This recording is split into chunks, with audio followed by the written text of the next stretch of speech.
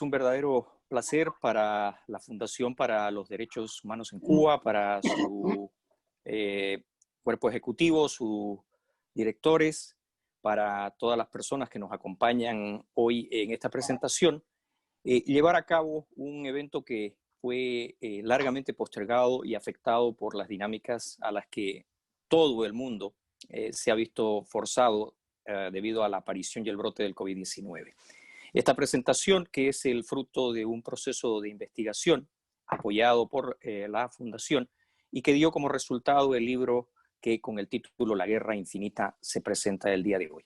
Es imposible el no abordar los fenómenos que afectan hoy día a las distintas sociedades y sobre todo el empleo selectivo, planificado de la violencia, de la generación de inestabilidad, de la combinación de factores como el crimen transnacional organizado, la movilización social y la acción política. Eso, cuando se encuentra y se combina con la corrupción, es el caldo de cultivo perfecto para la implementación de regímenes autoritarios, organizaciones de naturaleza extremista y radical, y sobre todo a la afectación de los derechos humanos, las libertades civiles y políticas y los principios y los valores de la sociedad occidental. Por ello, creo que hoy esta presentación es relevante y para iniciar la misma quiero invitar al doctor David Spencer, que me acompañará junto con el doctor Juan Antonio Blanco en presentar el resultado de esta investigación y el contenido y los conceptos del libro La Guerra Infinita. Bienvenidos. Muchas gracias por la invitación, Hugo. Sí, ha sido, hace 6 meses tenía que ocurrir esta presentación, ¿no? Me han dado 10 minutos para presentar de pronto las bases conceptuales de este libro. Y desde hace algún tiempo, Hugo y yo y Juan Antonio y otros han notado que hay un ataque sobre Occidente y particularmente en contra de los Estados Unidos. O sea que estamos en conflicto, pero que a nivel de gobierno, a mí me consta eso porque trabajo para el gobierno, de que no son conscientes de este conflicto en el cual estamos inmersos. Entonces, las protestas sociales, las oleadas criminales y un conjunto de comportamientos antisociales, tanto en este país como en los países de la región y hasta en otras partes del mundo, para nosotros son parte de este conflicto, aunque de pronto hasta el 90% de los que están participando en estos hechos no tengan conciencia de que ellos son partes de este conflicto. De pronto no hay un cerebro principal y no podemos apuntar hacia una conspiración, digamos, entre organizada, jerarquizada, pero sí hay coordinación y ayuda mutua entre grupos de pensamiento similar. Y esto ha sido facilitado por los medios sociales que permiten una comunicación directa, instantánea, fluida y masiva. Hemos notado que está siendo financiado, aunque no exclusivamente por actividades criminales, pero a la vez las ideas que impulsan este conflicto no son nuevos. Y para empezar a mirar de dónde vienen estas ideas, tenemos que mirar a las ideas de Mao Zedong, por lo menos. O sea, y la gente se pregunta, bueno, ¿qué tiene que ver Mao con esto? Esto no parece nada como la Revolución China de los años 30 que triunfó a finales de los años 40. No, pero lo que pasa es que la gente confunde los modos tácticos que pronunciamos. Okay, here she is, hold on. Los modos tácticos con los principios esos modos tácticos. Pido que la gente ponga sus micrófonos en silencio si no están hablando. No, y hay varios de estos conceptos, de estos conceptos fundamentales que guiaban la estrategia de Mao Y esos siguen relevantes hoy en día, aunque lo que está pasando hoy en día no parece nada a la revolución maoísta. Hay 6 que yo siempre hablo. Guerra prolongada, la relativa correlación de fuerzas, flexibilidad operativa, movilización de masas, guerra político-militar, las audiencias y finalmente la combinación de todas las formas de lucha. No tengo tiempo para elaborar cada uno de estos conceptos, pero quiero enfatizar 2. Primero, la relativa correlación de fuerzas. Eso significa que los revolucionarios ocupan como principal método de lucha la forma que les acerca más a su objetivo sin poner la organización en riesgo de una derrota estratégica. Mao enfatizaba eso mucho, que nunca había que poner en riesgo la existencia del grupo. En general, esto se traduce en, mientras más concentrado y más regular el poder del enemigo, más disperso e irregular la forma de lucha que los revolucionarios van a ocupar.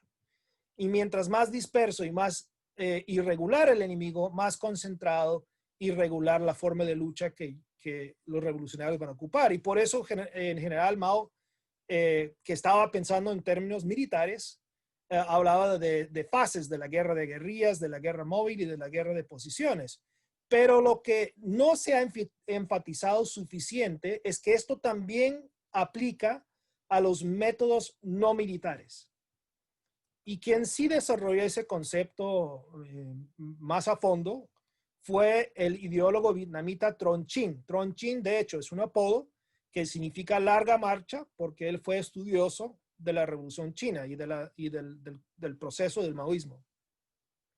Y él hablaba de que en la revolución hay una combinación de todas las formas de lucha y que todas estas formas de lucha ocurren simultáneamente y ninguno se descarta.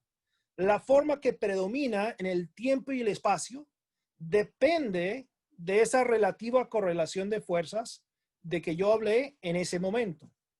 Entonces, el arte revolucionario es entender la correlación de fuerzas y diseñar la combinación para tomar máxima ventaja de ese momento, ¿no? Entonces uno se pregunta, entonces, ¿por qué en el pasado los revolucionarios siempre optaban por la lucha armada? Bueno, no lo voy a leer, pero hay una frase de las FARC que ellos publicaron en un documento que se llama el Programa Agrario de los Guerrilleros, que explica muy bien por qué ellos escogieron la lucha armada y por qué la mayoría de los grupos justificaban la lucha armada. Y básicamente ellos decían que ellos habían querido luchar por vías no violentos, pero que todas esas puertas les fueron cerradas, entonces el único que les quedó fue la lucha armada, ¿no? Entonces por eso usaron la lucha armada. El error de todos esos grupos fue no entender cuándo se cambiaba la correlación de fuerzas y aferrarse a la lucha armada como método principal. Y en mi opinión personal, la razón principal por la derrota de las FARC es no poder entender ese momento del cambio de correlación de fuerzas y buscar otros métodos de lucha. Y de hecho, lo que yo pienso es que lo que hizo las FARC con el proceso de paz fue precisamente intentar salvar su proceso revolucionario y cambiar su combinación de las formas de lucha. Entonces, ¿qué es lo que está pasando ahora? Ha habido un cambio de la correlación de fuerzas. Terminó la Guerra Fría. Terminó la aceptación de la intervención militar en la política. Hay una aceptación general de la democracia en todo el mundo. Hay protección de los grupos vulnerables. Hay sistemas legales muy garantistas. Ha terminado el monopolio de la información.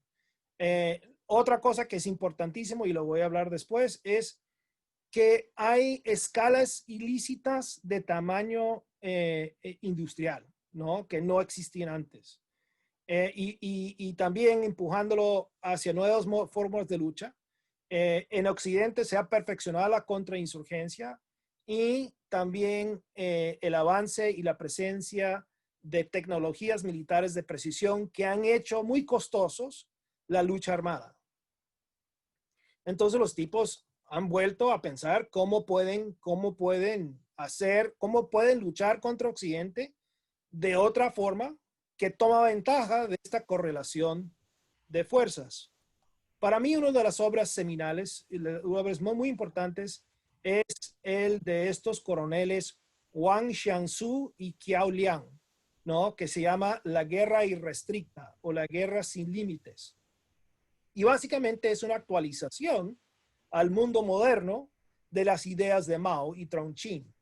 Y ellos, es un documento largo, es un documento de como 100 páginas, solamente lo he encontrado en inglés, pero si saben hablar inglés, sería bueno que lo lean. Es muy aburrido como todo documento comunista, pero tiene unas cosas que son muy importantes. Y tiene unas reglas del juego que para mí son importantes presentar aquí. La primera regla del juego es que no hay reglas, nada es prohibido. Segundo, el esfuerzo militar deja de ser predominante, es solamente una herramienta más. La guerra comienza mucho antes que los tiros. Sí es que estos ocurrirán, o sea, buscan hacer la guerra sin tiros, sin balas. Los daños se pueden generar al enemigo con ataques cibernéticos, crisis económicas, artificiales, ataques biológicos sutiles, etc. No sé si es coincidencia o no que estamos en COVID y que vino de China. Combinan lo nacional, lo internacional, lo regional, organizaciones no estatales. No hay ningún límite en qué organizaciones pueden participar. La sociedad civil es parte de la guerra, aunque no sean conscientes que lo sean. Y un país puede estar en guerra con otro sin que el segundo se da cuenta. Y yo pienso que nosotros estamos en el último punto, que estamos en conflicto sin darnos cuenta. Entonces, ¿por qué usar la protesta social? ¿Por qué está ocurriendo la protesta social en todas partes?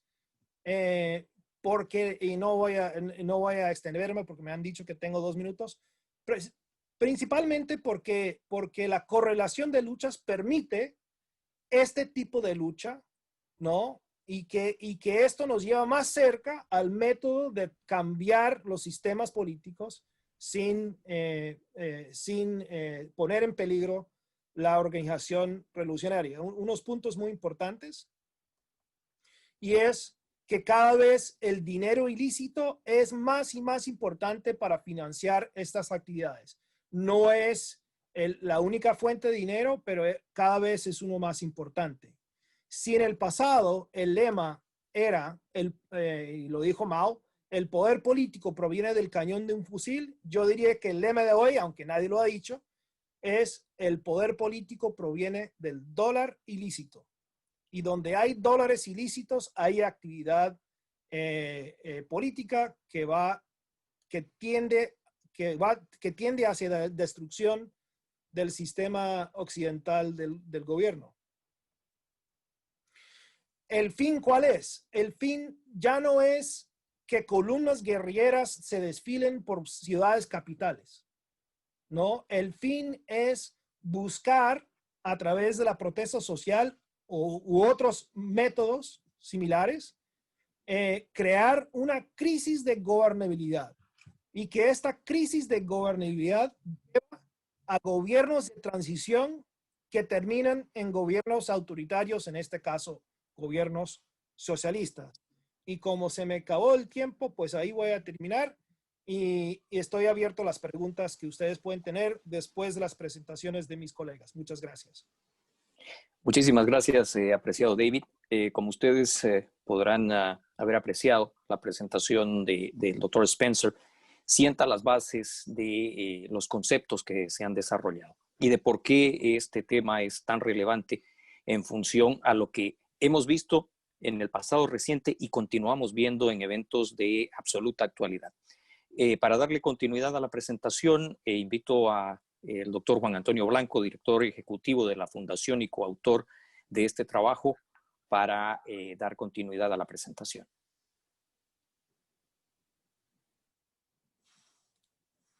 Juan Antonio no se le escucha.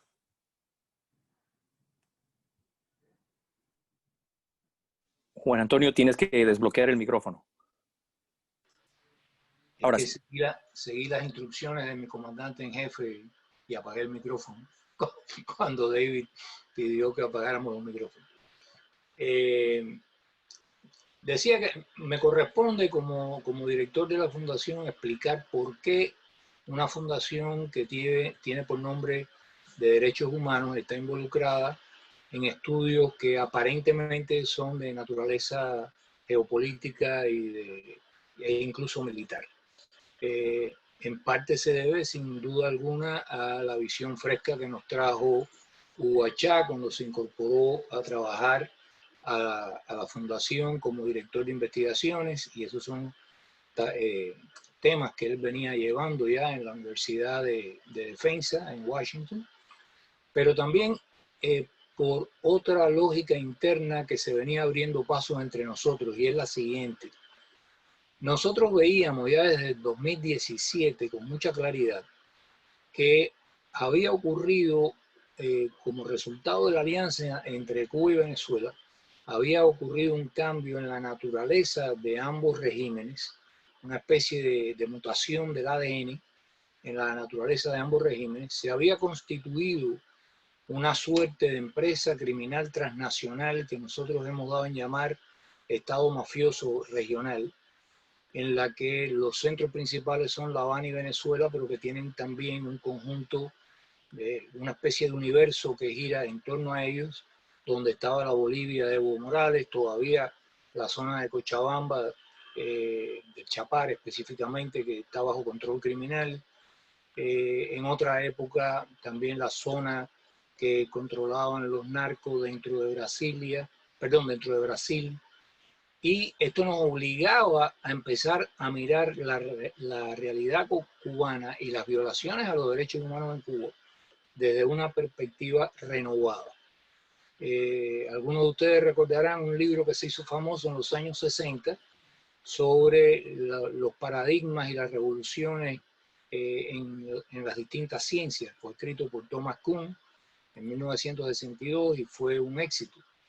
Y básicamente lo que nos vino a decir es que hay ciertos prismas, él llamaba paradigmas, con los cuales miramos una ciencia, pero llega un momento en que después de poderse resolver muchos problemas interrogantes con ese prisma, se agota ese paradigma y hay que ampliarlo con otro que lo renueve. Por ejemplo, la física nuclear, la teoría de la relatividad no puede ser, no podía dar respuesta a los problemas que posteriormente dio respuesta a la teoría cuántica. Bueno, pues aquí chocábamos en ciencias políticas con algo parecido. En el siglo XXI comenzaron a surgir lo que nosotros, digo nosotros como parte de una corriente de politólogos, hemos denominado estados mafiosos en Rusia, en países de Europa del Este y finalmente en esta alianza entre La Habana y Venezuela. Y el Estado mafioso se diferencia de los estados comunistas anteriores y de su Guerra Fría en varias cosas, algunas de las cuales ya mencionó David.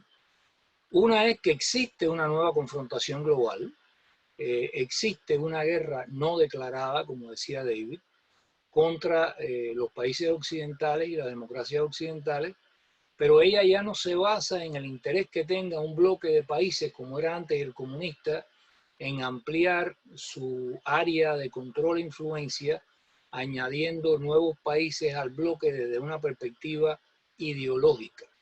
En este momento lo que le interesa a estos estados mafiosos y sobre todo a las élites mafiosas que lo controlan es el poder expandir sus negocios ilícitos y poder encontrar las facilidades políticas, logísticas que necesitan esos negocios para estar protegidos tanto en la producción en los campos, digamos el sembrado de coca o de amapola, la producción de los laboratorios, la salida al mar por vía de los ríos y por vía de submarinos y de otras naves y de contrabando para poderlos ubicar en mercados externos a los lugares donde estos productos fueron elaborados.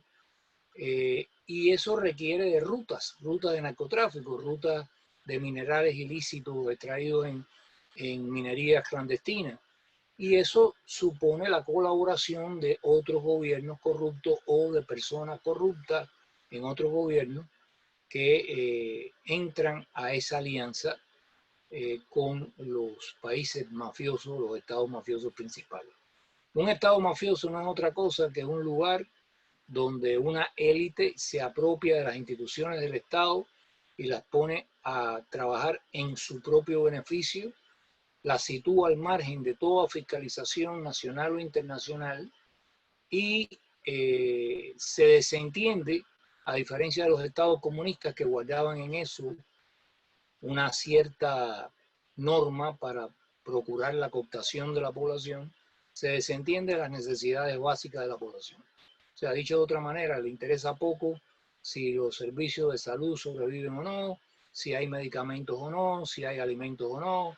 Eso eran cosas de los estados comunistas que para poder comprar, por decirlo de alguna manera, la pasividad de la población a la que le quitaban sus derechos políticos y civiles, los compraban con ciertos servicios básicos de tipo general y con la promesa de empleo asegurado a lo largo de la vida. Ya eso no ocurre en estos estados. Ahora, ¿quiénes son los enemigos? ¿Cómo estos estados definen sus enemigos? Los enemigos de estos estados no son necesariamente cualquier país o estado, gobierno que tenga una sociedad abierta, democrática y liberal. Ese no es el problema. El problema es aquellos gobiernos o estados que se inmiscuyen en sus negocios, que perturban las rutas de narcotráfico o de otros productos, incluso de tráfico humano, con los que ellos hacen beneficio. Y esos son sus enemigos principales. En eso, por supuesto, se destacan ciertas potencias occidentales, como es Estados Unidos, y al mismo tiempo otros países, incluso en vías de desarrollo, que tengan una filosofía de enfrentarse a estos elementos criminales. Por lo tanto, el enemigo no se define ya sobre bases ideológicas, se define sobre bases de intereses de negocios en este caso ilícitos. Y no voy a adentrarme en la amplia gama de recursos que emplean para hacer la guerra a estos estados, porque ya un poco que David lo repasó. Sí quiero recalcar una cosa que es muy importante. Si los estados que son definidos como enemigos por estos estados mafiosos no toman conciencia de que se están enfrentando a un fenómeno nuevo que necesita instrumentos internacionales nuevos. Usted no puede lidiar con un estado mafioso atribuyéndole los derechos que tiene un estado libre y soberano según la filosofía westfaliana de hace varios siglos atrás. Usted tiene que crear nuevos instrumentos que le permitan el uso de la fuerza para erradicar estos tumores cancerosos en distintos puntos del planeta. Y la otra cuestión es, si no comprende de que, aunque usted no haya recibido una declaración de guerra formal, usted ya está en guerra porque se la están haciendo, y se la están haciendo en diversos planos y por diversas vías, por la vía política, por la vía cultural, por la vía de la identidad étnica, por la vía de todas aquellas debilidades en la gobernanza de estos países que puedan ser explotados oportunistamente por estas mafias. Y subrayo otra cosa que decía David. Eso no quiere decir que si estallan disturbios en Santiago de Chile, después que han decretado la subida de los costos del pasaje del metro, hubo una conspiración para subir los pasajes del metro. Por supuesto que no. Y no hubo una conspiración para que la gente se indignara porque se le agravaba el costo de la vida. Por supuesto que no. Ahora, en lo que sí son expertos estos grupos es en infiltrar esas protestas, infiltrar esos movimientos y en hacer uso de una serie de provocaciones para, muchas veces armadas, muchas veces violentas, para atraer la represalia del Estado contra los manifestantes de forma tal de que el núcleo inicial de manifestantes vaya creciendo con aquellos que fueron afectados por los balines que disparó la policía, los gases lacrimógenos o cualquier otro tipo de cosa.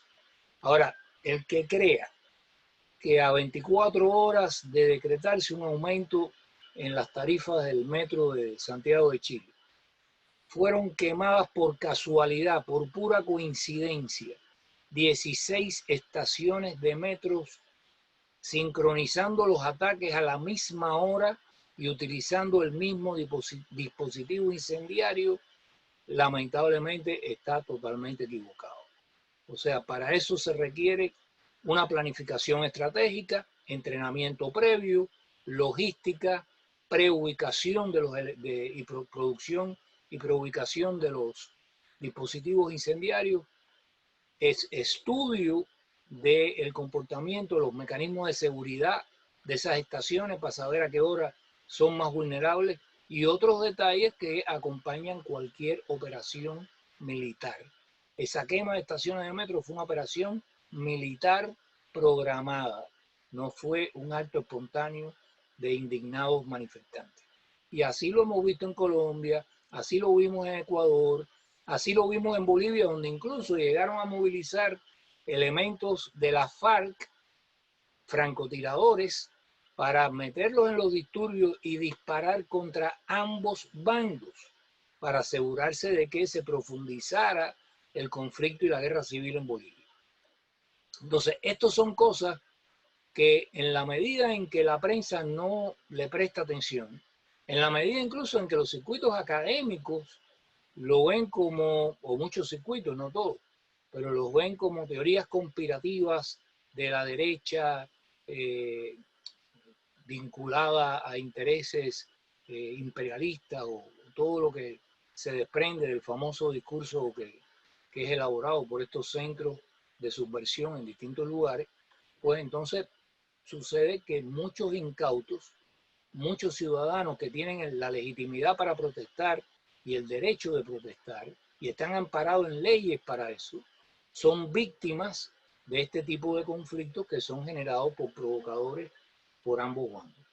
Ahora, ¿por qué tuvimos que meternos en esto además? Bueno, creo que queda demostrado por el informe que salió ayer del Consejo de Derechos Humanos de Naciones Unidas sobre Venezuela. O sea, nosotros dijimos, las violaciones a los derechos humanos en Venezuela e incluso las que ocurren en Cuba son el resultado de la interacción de estas dos mafias, la cubana y esta clase cleptocrática que ha surgido en Venezuela y que se apoyan mutuamente. O sea, Cuba no podría mantener su régimen de terror sin los subsidios venezolanos.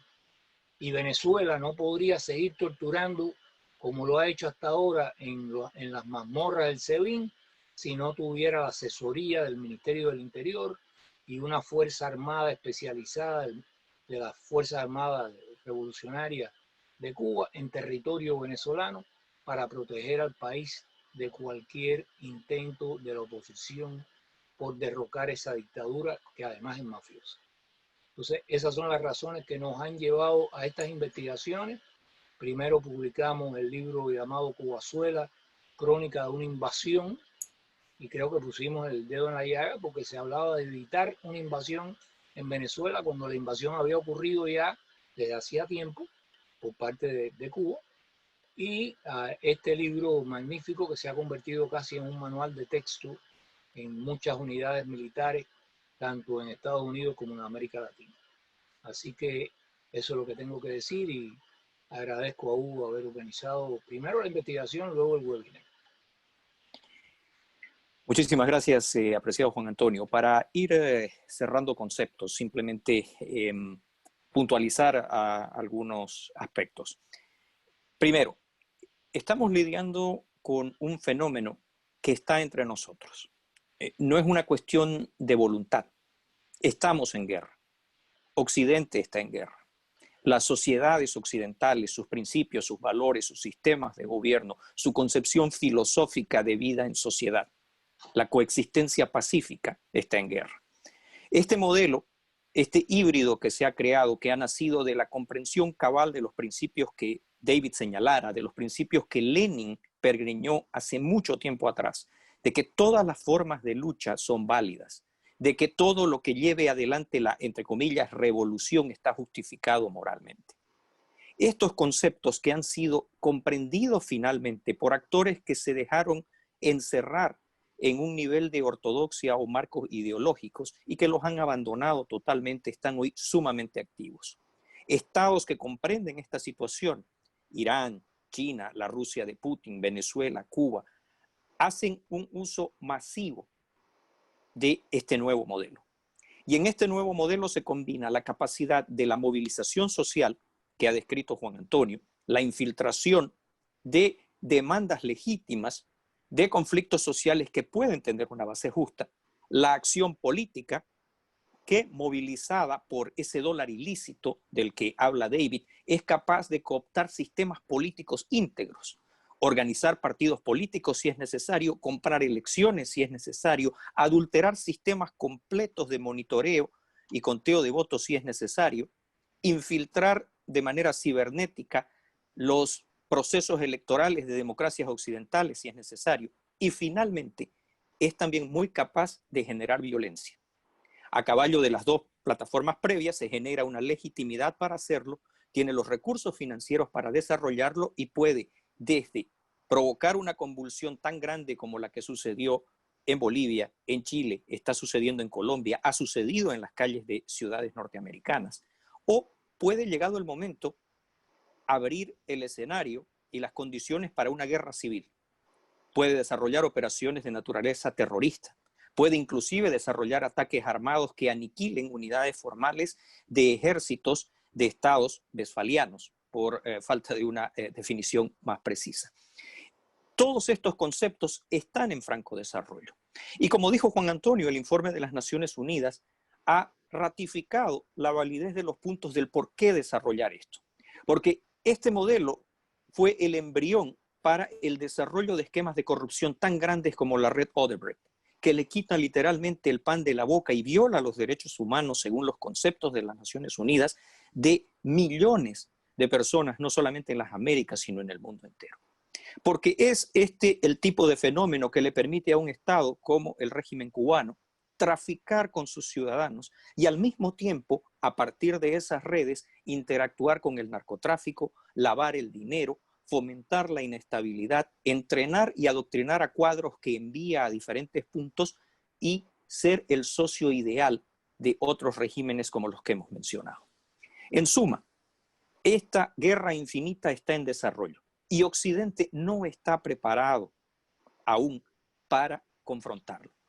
El mejor ejemplo lo estamos viendo hoy día casi en tiempo real.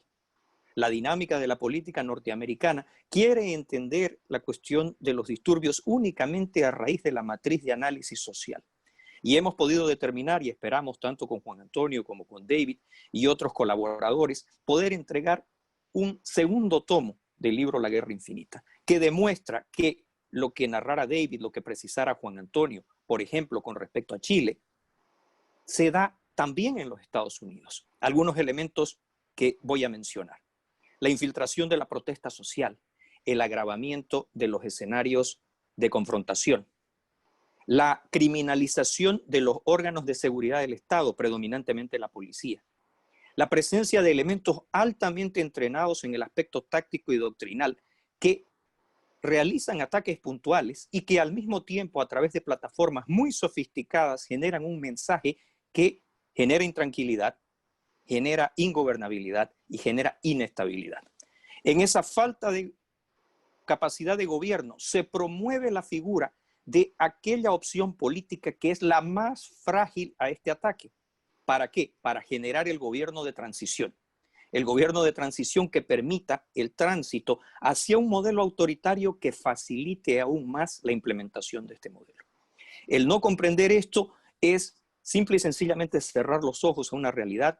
Yo quiero, al cerrar esta presentación y al haber presentado estas conclusiones, nuevamente agradecer a Tony Costa, a Domingo Moreira, al directorio de la Fundación para los Derechos Humanos en Cuba, porque creo que este trabajo que ya en presentaciones previas, que lamentablemente no pudieron ser coordinadas por el tema del COVID, ya había sido desarrollada con una serie de unidades académicas en el sistema de defensa de los Estados Unidos, ha tenido una excelente recepción y por lo menos al nivel de ese segmento de la sociedad estadounidense, una, yo diría, aceptación unánime desde el punto de vista de los conceptos y la validación de otros profesionales del sector de la seguridad y la defensa en países como Chile, como Colombia, como Perú, como el Ecuador.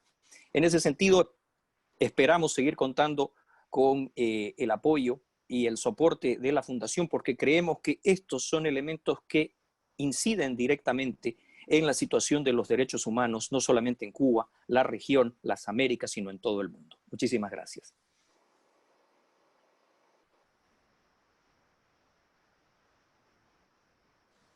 Creo que con la ayuda de nuestra coordinadora, la señorita Melissa Schofield, si es que alguno de ustedes quisiera presentar alguna pregunta para ser respondida, estamos a su completa disposición.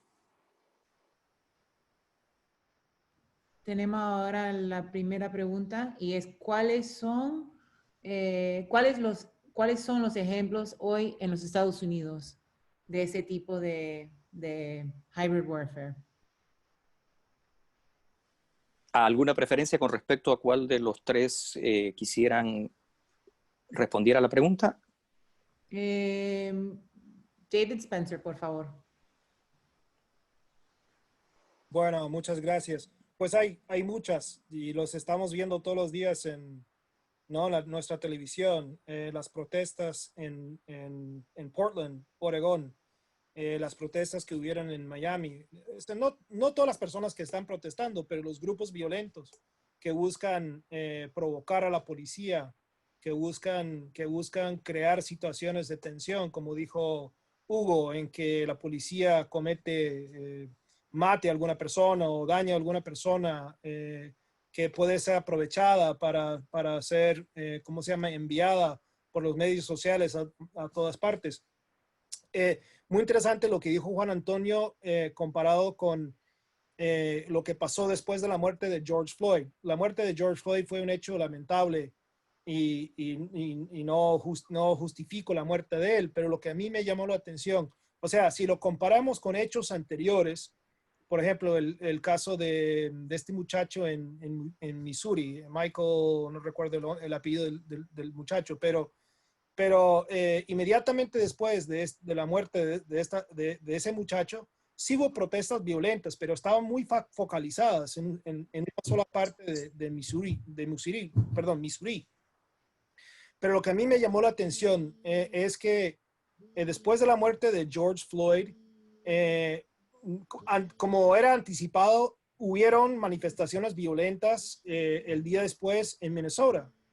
Pero a la vez empezaron a brotar protestas violentas en 140 ciudades de los Estados Unidos, ¿no? Por ejemplo, hubo una protesta violenta en la ciudad del estado donde yo vengo, que es Salt Lake City, ¿no? Lago Salado.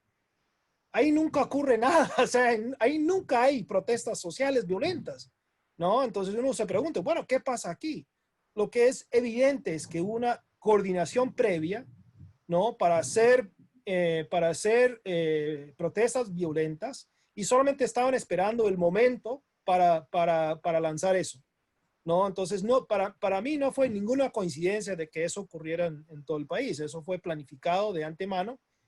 Y alguien me preguntó cuando comenzó, ¿qué significa esto? Y yo les dije, esto no tiene nada que ver con George Floyd, o tiene marginalmente que ver con George Floyd. Esto tiene un fin político y el fin es afectar las elecciones de noviembre de este año. No importa si usted está a favor o en contra del presidente Trump. Esto lo que busca es descarrilar la reelección del presidente Trump. Entonces, yo les dije, esto va a seguir por lo menos hasta noviembre. Y tal y cual estamos viendo crónicamente protestas que surgen en todas partes, más de 100 días en Portland, ¿no? Una cosa interesante que Hugo y yo observamos en Latinoamérica fue el uso de incendios forestales como un método de lucha para tener una afectación política tanto en Bolivia como en Chile como en Brasil. Ven las noticias de hoy o de ayer por la tarde de estas personas que los han agarrado en Oregón y California, que están usando bombas Molotov para causar incendios forestales en esos estados. Eso no es coincidencia, eso no son unos locos, son los mismos tipos de Antifa que están haciendo las protestas en Portland y otras partes. Eso es parte de esa guerra asimétrica. Y Hugo, no voy a tomar la palabra de Hugo, pero Hugo ha encontrado que hay conexiones entre estos grupos y los grupos en Latinoamérica. Y de pronto paso la palabra a Hugo para que él pueda continuar el comentario. Sí, únicamente para cerrar el concepto y consolidar lo que ha mencionado David, lo hemos podido constatar con evidencia material. No es una cuestión descoordinada, espontánea. Hemos podido encontrar, por ejemplo, de que los más representativos y prominentes líderes de los grupos radicales en Estados Unidos en algún momento han recibido capacitación, formación, adoctrinamiento y entrenamiento simultáneamente con los individuos que fueron capturados en países como Bolivia o identificados en países como Chile para la realización de protestas similares. Un aspecto que también hemos podido identificar es que hay comunicación que, por ejemplo, vincula a células de organizaciones, organismos no gubernamentales, como vías de financiamiento, de entrega de recursos para muchos de estos grupos, pero que no pueden trazar el origen de esos recursos en ninguna fuente de orden lícito. Por lo tanto, como ustedes pueden ver, desde Estados Unidos, desde Minneapolis, desde Nueva York, desde Miami, hasta Chile, Santiago, lo que sucedió en Valparaíso, Viña, La Serena, lo que sucedió en Bolivia, en Cochabamba, en la localidad de Sacaba, lo que sucediera en La Paz, donde casi en la ciudad del Alto, donde casi se llevó a cabo una voladura de naturaleza catastrófica de la mayor planta de gasificación del país, todo en el marco del mismo tipo de contexto. Una movilización social que súbitamente sirve de cobertura para operaciones de alta precisión, la generación de una inestabilidad de orden político, el uso focalizado de la violencia y la capacidad de los, entre comillas, activistas movilizados de tener la posibilidad de permanecer movilizados por un tiempo indefinido porque el área financiera es la última de sus preocupaciones.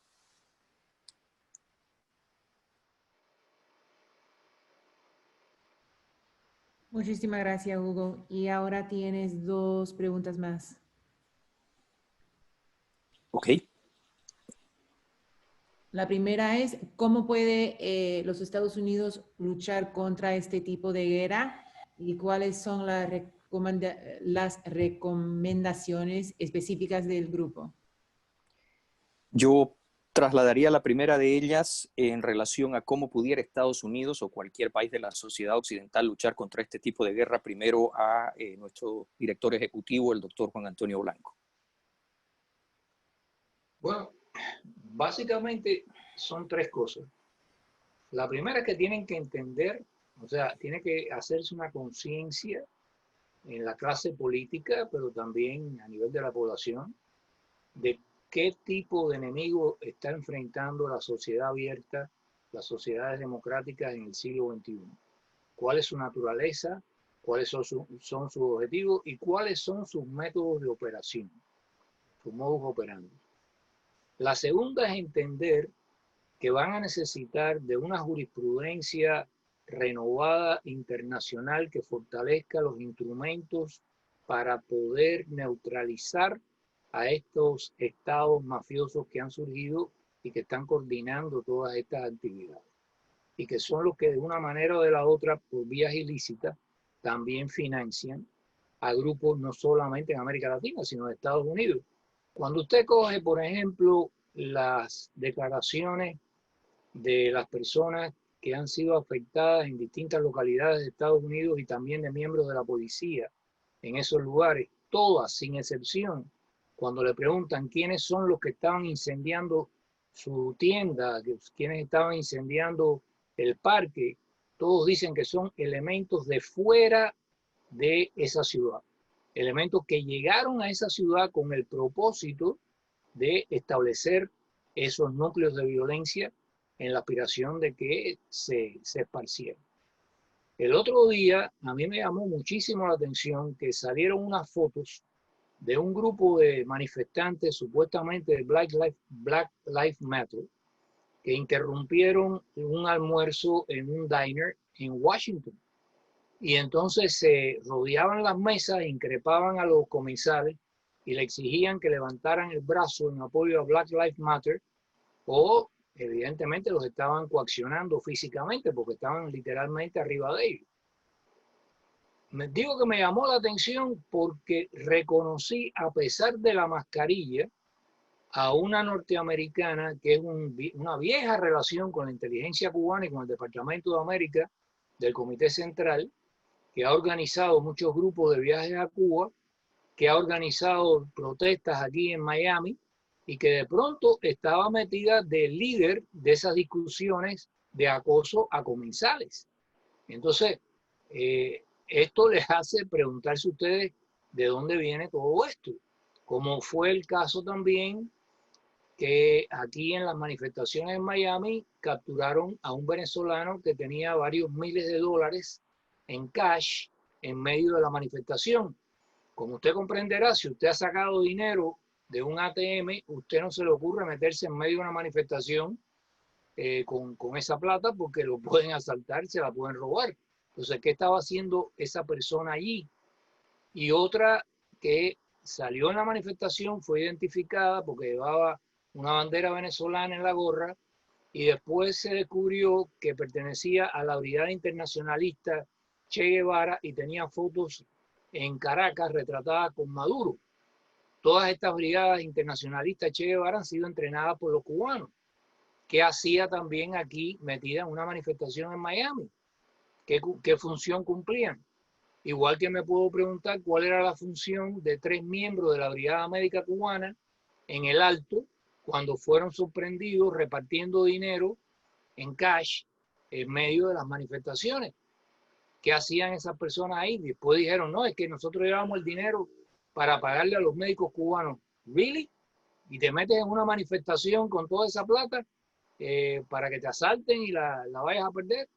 O sea, de nuevo, no quiere decir que todo está coordinado desde un buró político, desde un centro, pero sí de que está haciendo metástasis un plan que hace rato está montado, que hace rato cuenta con militantes que han sido reclutados durante años en América Latina y en Estados Unidos y que han recibido algún tipo de entrenamiento y que están preparados para eso, para que le digan de un día para otro, mañana vamos a quemar 16 estaciones de metro y tengan los dispositivos incendiarios almacenados en alguna parte, puedan comunicarse rápidamente y movilizarse.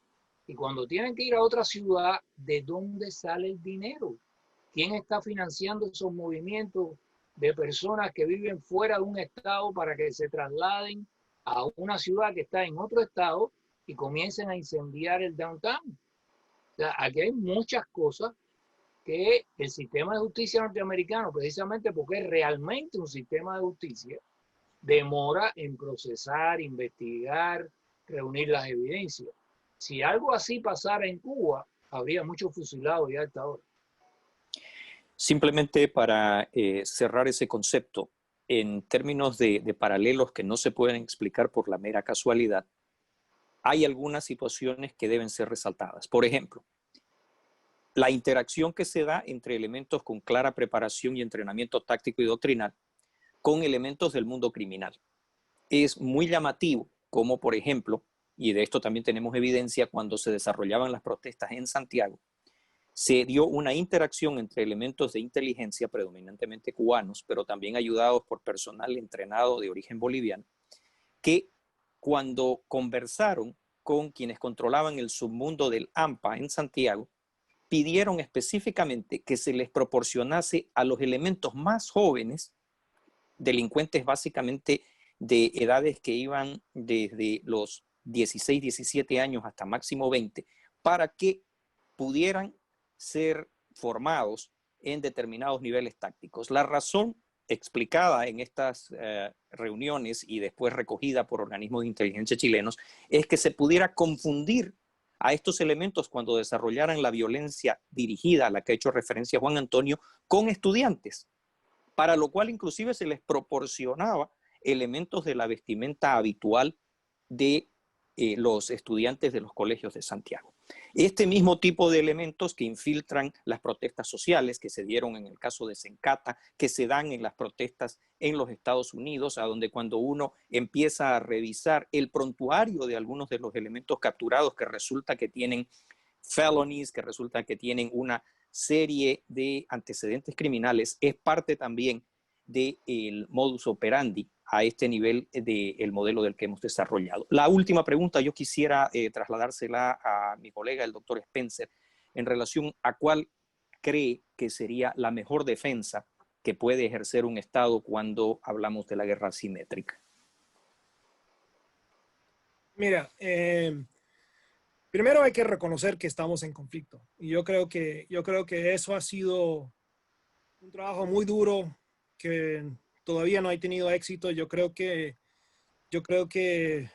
por los eventos últimos de los últimos 3 meses que por fin la gente quiere escuchar, ¿no? Están interesados, pero antes de eso no querían escuchar esto, no querían aceptar de que de pronto el sistema westfaliano no estaba funcionando a cabalidad como antes. Y eso es el primer reto. El segundo reto es que creo que sí nuestros gobiernos tienen las herramientas para enfrentar este tipo de conflicto.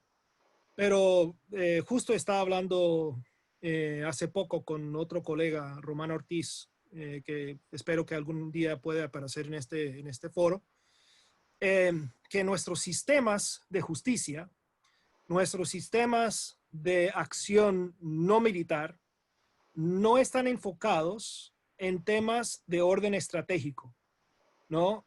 Por ejemplo, el caso de Odebrecht. Hugo y yo lidiamos mucho con las diferentes instancias de justicia norteamericana para mirar el tema de Odebrecht, ¿no? Como, y ver lo que era un método para generar finanzas para campañas radicales, usando dinero ilícito, lavando dinero ilícito y enviándolo a diferentes partes del mundo. El problema es que nuestro sistema de justicia está diseñado para hacer casos en contra de individuos, ¿no? Y tienen unas herramientas excelentes para investigar los crímenes de individuos, ¿no? Pero no está organizado ni tiene la concepción, ¿no?, organizacional de mirar estos temas a nivel estratégico. Y como no es una amenaza, no es una amenaza militar, nuestras agencias militares y la CIA, por ejemplo, tampoco lo miran de esa manera. Entonces, por un lado, tenemos que concientizar a nuestros gobiernos que sí hay un problema, que sí estamos en conflicto. Y segundo, elevar el pensamiento a nivel estratégico e involucrar todas las herramientas de gobierno para lidiar con este problema. O sea, nosotros tenemos que aplicar la combinación de todas las formas de lucha en contra de la combinación de todas las formas de lucha que nos están enfrentando. Ahora, es más fácil decir eso que hacerlo. ¿Por qué? Precisamente la estrategia que están utilizando contra nosotros están diseñados para neutralizar las herramientas que tenemos y neutralizar los planes que tenemos. Entonces, por ejemplo, las protestas sociales, que es algo en lo cual estoy obsesionado actualmente. El problema de las protestas sociales es, hay un estudio, y yo creo que es cierto, que solamente el 3% de las personas que están en las protestas son personas de Antifa o son personas de Black Lives Matter, o sea, de la organización Black Lives Matter que busca derrocar al gobierno de los Estados Unidos. Pero el 97% es una mezcla de un montón de diferentes tipos de personas. Personas que solamente están enojados porque, no sé, porque no tienen empleo o porque piensan que hay injusticia contra los negros. Hay otras personas que están de acuerdo con Antifa, pero no están de acuerdo con la violencia. O sea, hay un sinfín de diferentes tipos de personas que están mezclados todos juntos en esas manifestaciones. Entonces, ¿cómo es posible luchar contra ellos? Porque si yo cometo el error no sé, de atacar a una persona que realmente solamente está ahí porque quiere manifestar su opinión, que es una cosa totalmente legal y protegido por la Constitución, eso me va a generar un problema estratégico, político, ¿no? De la cual no voy a recuperar. Y eso es lo que busca este tipo de cosas. Entonces nosotros tenemos que encontrar la manera de buscar elevarlo a nivel estratégico, pero aplicarlo a nivel muy discreto y muy individual, ¿no? Una tarea enormemente difícil, pero lo tenemos que hacer o vamos a perder nuestra democracia.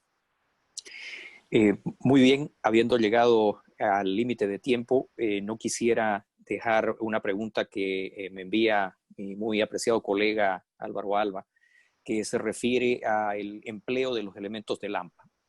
Esto es parte del modelo. Para hacer nuevamente una referencia histórica, cuando Fidel Castro iniciaba la campaña de la Sierra Maestra, y esto es algo que han olvidado la mayor parte de sus apologistas, sus biógrafos, entendió que el tráfico de marihuana que se desarrollaba a partir de ciertas organizaciones criminales era extremadamente útil para la continuidad del movimiento guerrillero. Desde esos elementos hasta el uso que hicieran en su momento los bolcheviques de los elementos más radicales y duros de naturaleza criminal que estaban en las diferentes prisiones del régimen zarista para convertirlos básicamente en grupos de choque y asesinos de opositores para eliminaciones localizadas.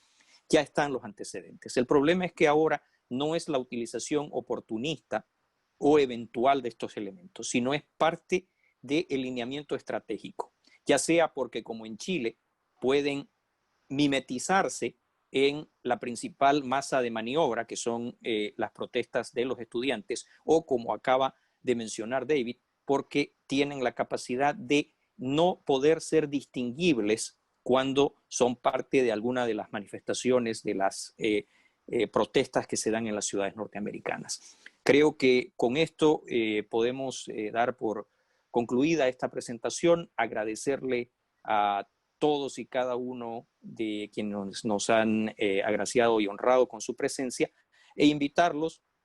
En una semana habrá una nueva presentación, esta vez en inglés, a donde creemos de que podemos no solamente abordar nuevamente estos aspectos, sino tal vez enriquecerlos con otros que siempre vienen a tona cuando tenemos la oportunidad de interactuar con el público en general. Muchísimas gracias y tengan ustedes muy buenos días.